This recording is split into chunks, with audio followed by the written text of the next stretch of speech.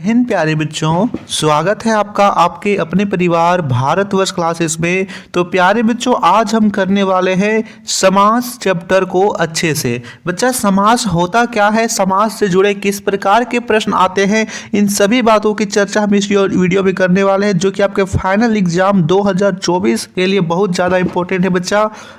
और समास का टॉपिक इस वीडियो को देखने के बाद आपको समास में 1% भी डाउट नहीं रहेगा कि सर समास होता क्या है।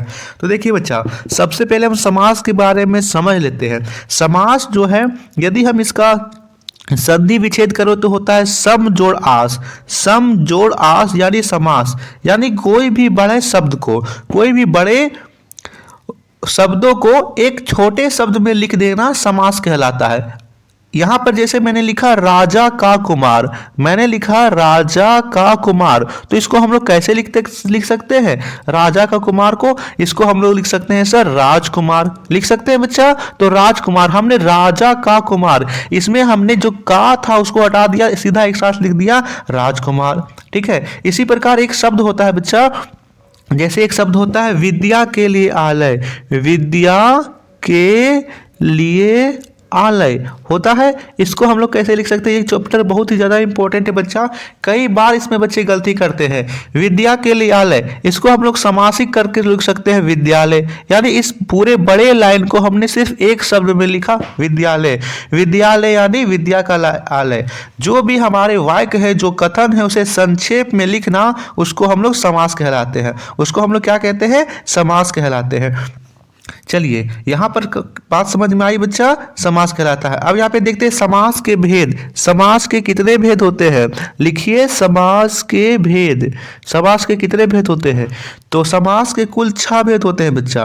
कितने भेद होते हैं? 6 भेद होते हैं। पहला होता है अव्ययी भाव समास। नोट करते चलिएंगे सभी बच्चे, अव्ययी भाव समास।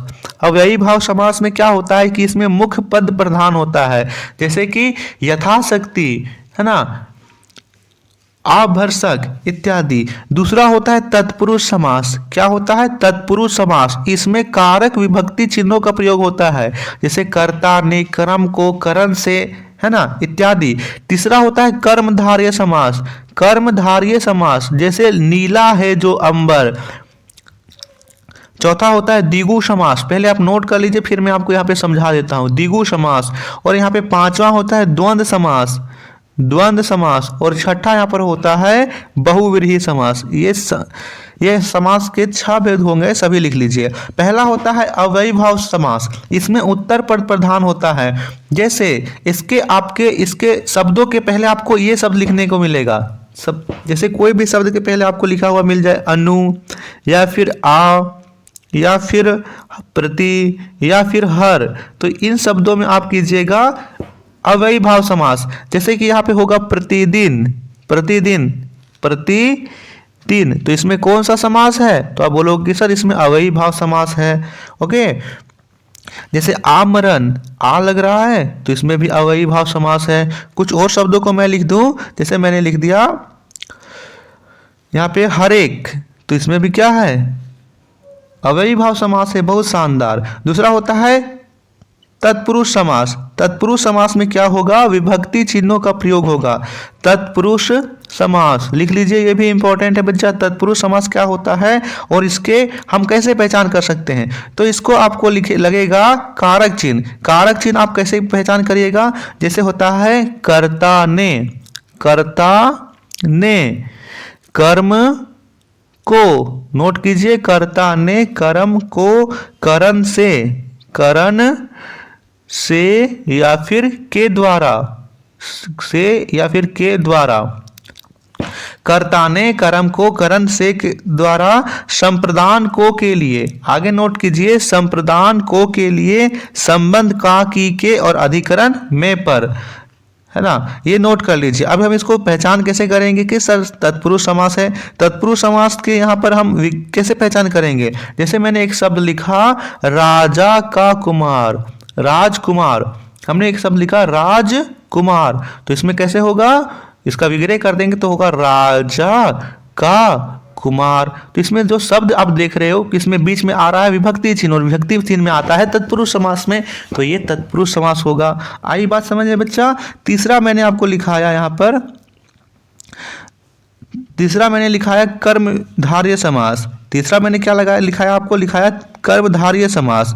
ठीक है, कर्मधारय समास में आप यहाँ पे नोट कीजिएगा, कर्मधारय समास जैसे नीला है जो अंबर, ओके, पीला है जो वस्त्र इत्यादि, नील है जो कमल, नील कमल।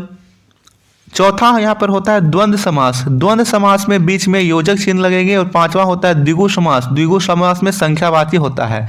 चलिए अब हम यहाँ पे देख लेते हैं इसके रिलेटेड क्वेश्चंस। तो पहला दे रखा है, जब किसी पद को संक्षेप में लिखते हैं तो उसे क्या कहते हैं?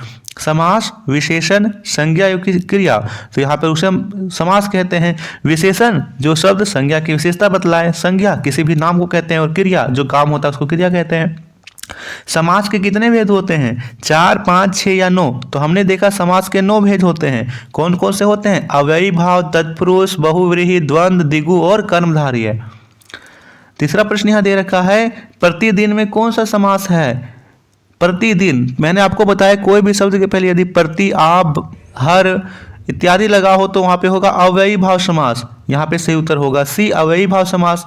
राजकुमार में कौन सा समास है? राजकुमार का यदि हम संधि विच्छेद करें तो होता है राजा का कुमार, होता है राजा का कुमार। तो यहाँ पर का लग रहा है, तत्पुरुष समास हो जाएगा। सही उत्तर सी हो जाएगा। दे रखा है गृह प्रवेश, इसमें कौन सा समास है? देखिए गृह प्रवेश यानी गृह में प्रवेश, गृह में प्रवेश।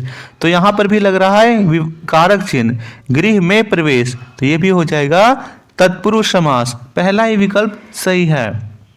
त्रिलोचन, त्रिलोचन में कौन सा समास है? देखिए एक समास के बारे में आप याद रखिएगा, बहुव्रीहि समास। बहुव्रीहि समास में कोई अन्य पद प्रधान होता है।